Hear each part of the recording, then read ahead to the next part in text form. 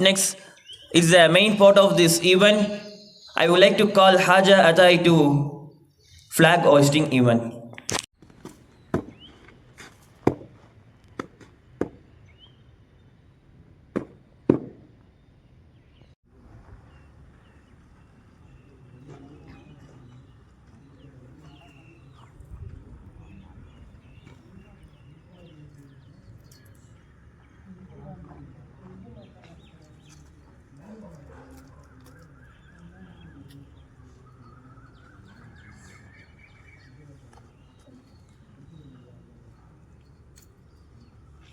Flag salute.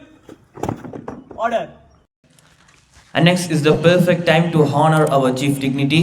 So I would like to call our beloved principal of our college, Maulana Maulavi Afzal Ulama in Tariq Ahmad Alim Bilali Ustad, to honor our chief dignity with a shield.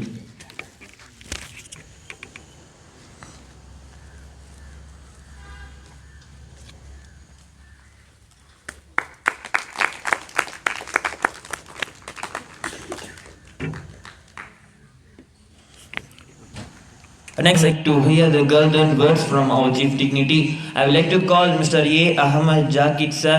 Sir, please give some words to us. Assalamu alaikum warahmatullahi wabarakatuh. எல்லா புகழும் இறைவனுக்கு. இங்கு கூடியிருக்கக்கூடிய முதலில் எனக்கு வாய்ப்பு அளித்தமைக்காக இந்த அதாய் மதரசாவிற்கும் மாணவர்களுக்கும் அதாய் முதல்வர் தாரிக் ஹசரத் அவர்களுக்கும் என்னுடைய நன்றியையும் சலாத்திலையும் தெரிவித்துக் கொள்கிறேன். ஜஸாக்குல்லா ஹைரன் கசீரா. இந்த இனிய காலை பொழுதிலே உங்கள் அனைவரையும் சந்திப்பதிலும் இந்த விழா தொகுத்து வழங்குவதிலும் இந்த விழா நடப்பதிலும் மிக்க மகிழ்ச்சியாக இருக்கிறது. முதலில் என்னை பற்றி நான் சொல்லிக்கிறேன். என் பேர் அகமது ஜாகித். நான் திருச்சி ஜமால் முகமது காலேஜில் பொருளாதாரத்துறை பேராசிரியராக பணியாற்றி வருகிறேன். அஜத் அவங்க சொன்னாங்க, உங்கள் வாழ்க்கையில் நடந்த ஒரு வாழ்க்கை வரலாறு ஒரு சில மணித்துளியில் பேசுங்க அப்படின்னு சொன்னாங்க. என்னுடைய பள்ளி படிப்பெல்லாம் இதே ஊரில் தான், இந்த கம்பம் நகரில் தான் நான் படித்தேன். என்னுடைய கல்லூரி படிப்பு யூஜி பிஏ எக்கனாமிக்ஸ் நமது ஹாஜி கருத்தலாவத்தர் ஹவுதியா கல்லூரியில் பிஏ எக்கனாமிக்ஸ் படித்தேன். அங்கே படிக்கும் போது ஏற்பட்ட ஒரு சில இன்ஸ்பிரேஷன், என்னுடைய ஆசிரியர்கள் கொடுத்த ஊக்கத்தினாலும் ஆக்கத்தினாலும் தான் நான் மேற்படிப்பு எம்ஏ படிக்க சென்று அங்கே ஜமால் முகமது கல்லூரியிலே நடைபெற்ற தேர்வுகளிலே முதல் மதிப்பெண் பெற்று கோல்டு மெடலிஸ்டாக இருந்தேன்.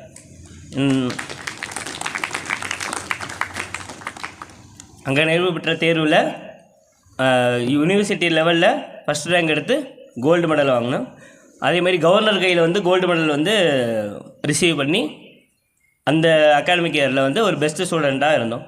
அதுக்கப்புறம் லாக்டவுன் வந்துச்சு. ஸோ லாக்டவுனால் மேற்கொண்டு படிக்க முடியாத டயத்தில் நெட் எக்ஸாம் அப்படின்னு சொல்லக்கூடிய ஒரு எக்ஸாம் இருக்குது. ஸோ அந்த எக்ஸாம் பாஸ் பண்ணனால தான் இப்போ நாங்கள் அசன் ப்ரொஃபஸராக இருக்கோம்.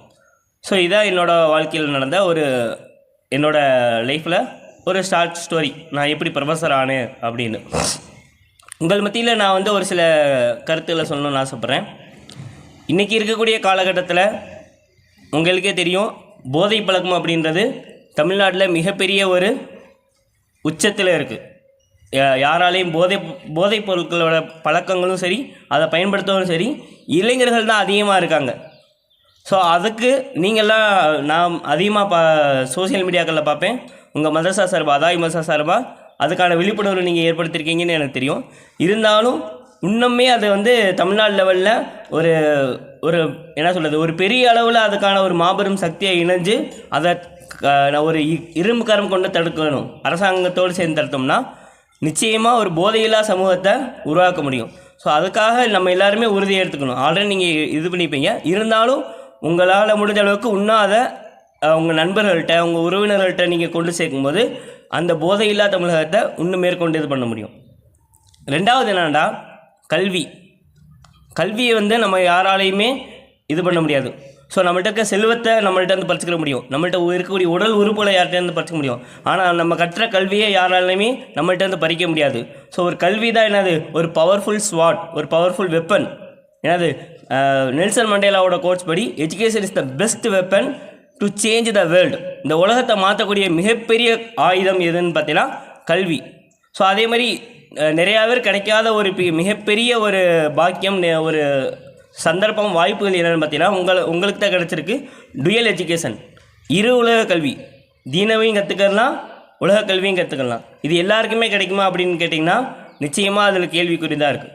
ஸோ அப்போ உங்களுக்கு உலக கல்வியும் கிடச்சிருக்கு, அதே நேரத்தில் மார்க்க கல்வியும் கிடச்சிருக்கு. ஸோ இந்த 2 எஜுகேஷன் கிடைக்கும்போது ஸோ நம்மளால் உலகத்துலேயும் சிறப்பாக இருக்க முடியும், மறுமை நாள் வாழ்க்கைக்கு தீன்லேயும் சிறப்பாக இருக்க முடியும். ஸோ அதனால் நீங்கள் வளர்ந்து நீங்கள் பெரிய ஆளாகி என்ன செய்யணுன்னா இந்த எஜுகேஷனை இன்னும் நிறைய பேருக்கு ஸ்ப்ரெட் பண்ணணும், இன்னும் நிறைய பேருக்கு சொல்லிக் கொடுக்கணும். நீங்கள் ஒரு டீச்சராக, ஒரு உஸ்தாதாக இருக்கணும். நீங்கள் என்னதான் ஒரு வேலைக்கோ இருந்தீங்க, நீங்கள் ஒரு அரசு அதிகாரியாவோ இல்லை வேறு ஏதோ அதிகாரியாக இருந்தாலும் உங்களோட எஜுகேஷன் நீங்கள் டீச்சிங் பண்ணி கொடுக்குறத என்றைக்குமே விட்டு கொடுக்கக்கூடாது. உலகத்திலேயே மிக சிறந்த தொழில், மிக சிறந்த ஒரு சேவை அப்படின்னு பார்த்தீங்கன்னா டீச்சிங், அதாவது ஆசிரியர் பணி அறப்பணி, அதற்கே உன்னை அர்ப்பணி. நீங்கள் நாளைக்கு வளர்ந்து நீங்கள் கற்றுக்கொண்ட இந்த கல்வியை இன்னும் நிறைய பேருக்கு கற்றுக் கொடுக்கணும். நபி உங்களோட அதிசயம் இருக்குது, கற்பவராயிரு, கற்றுக்கொண்டுப்பவராயிரு, கற்றுக் கொடுப்பவருக்கு உதவியாரு, அதை தடுக்க நான்காவது நபராக ஆகிவிடாது அப்படின்வாங்க. ஸோ அப்போ கல்விக்கு நபி அவங்க எவ்வளோ முக்கியத்துவம் கொடுத்துருக்காங்க அப்படின்றத ஆனஸ்டி, நேர்மையாக இருக்கிறது.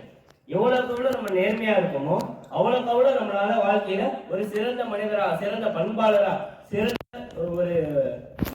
சிறந்த ஒரு பண்பாளராக, சிறந்த ஒரு ஒரு நாட்டின் முக்கிய குடிமகனாக நம்மளால் வாழ முடியும். இப்போ குடிமகன் சொல்லும்போது எனக்கு இன்னொரு விஷயம் ஞாபகத்துக்கு வருது.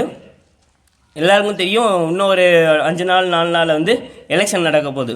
உங்களில் சில பேருக்கு எலெக்ஷன் ஓட்டு போடுறதுக்கான வாய்ப்புகள் இருக்கலாம்.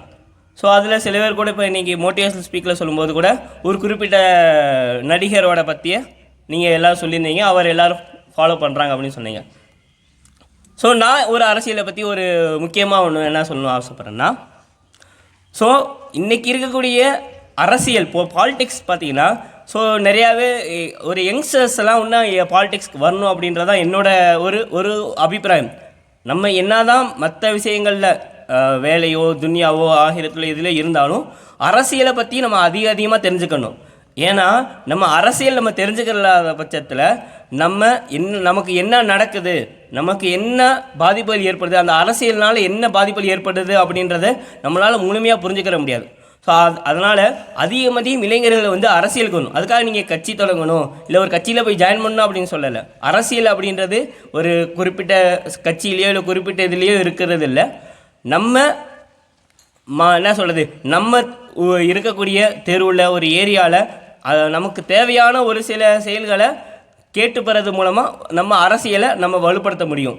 உதாரணத்துக்கு நம்ம ஏரியாவில் தண்ணி வரலை, சாலை வசதி சரியாக இல்லை, பாதாள சாக்கடை சரியாக இல்லை, இந்த மாதிரி நமக்கு தேவையான அடிப்படை வசதிகள் கிடைக்காத பட்சத்தில் இதை அரசியல் மூலமாக தான் உறுதி செய்ய முடியும்.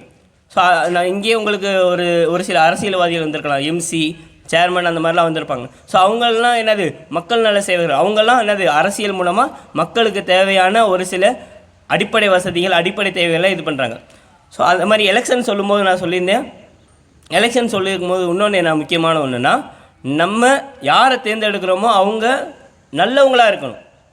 யார் நமக்கு சரியான ஆட்சியாளராக இருப்பாங்க, யார் நம்மளை நல்லா வழி நடத்துவாங்க, இருக்கிறதுலே ஹூ இஸ் த பெஸ்ட், யார் நம்மள்ட சிறந்த ஒரு ஆட்சியாளராக இருப்பாங்க, நம்ம இருக்கக்கூடிய வேட்பாளர்களிலே இருக்கக்கூடிய கேண்டிடேட்லே which only who is the best, who is the good to ஹூம்.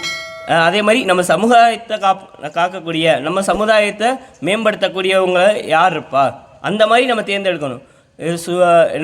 யாரோ ஒரு புதுசாக கட்சி ஆரம்பிச்சிருக்காங்க, இல்லை அவங்க நல்லா இருப்பாங்க அப்படின்ற மாதிரி இல்லாமல் நம்ம சமுதாயத்தை, நம்ம இஸ்லாமிய சமுதாயத்தை, நம்ம சிறுபான்மை சமுதாயத்தை யார் பாதுகாப்பா, யார் நல்ல நிலைமை கொண்டு போவா, யார் இது வரைக்கும் சிறுபான்மை சமுதாயத்துக்காக குரல் கொடுத்துருக்காங்க. ஸோ இந்த மாதிரி பல்வேறு கருத்துக்களை நம்ம தெரிஞ்சு வச்சு அது மூலமாக அந்த மாதிரி நம்ம யாருக்கு ஓட்டு போடுறோன்னு முடிவெடுக்கணும்.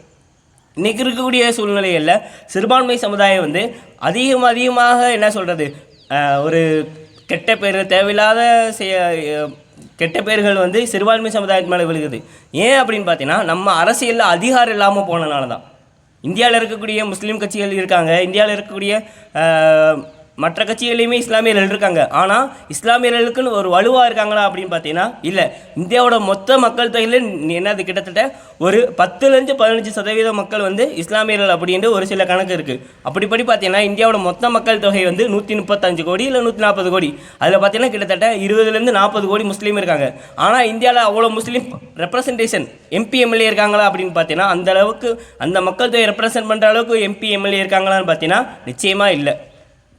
என்னது இந்தியா ஃபுல்லாக பார்த்தீங்கன்னா கிட்டத்தட்ட ஒரு 50-60 எம்பிஸோ இல்லை ஒவ்வொரு ஸ்டேட்லேயும் கிட்டத்தட்ட கணக்கு பண்ணிங்கன்னா ஒரு 200-300 எம்எல்ஏ தான் இருக்காங்க. அதாவது ஸ்டேட் வைஸ். இப்போ தமிழ்நாட்டில் எடுத்துக்கிட்டேன்னா ஒரு பேர் சொல்கிற மாதிரி ஒரு 6-7 முஸ்லீம் எம்எல்ஏ தான் இருக்காங்க.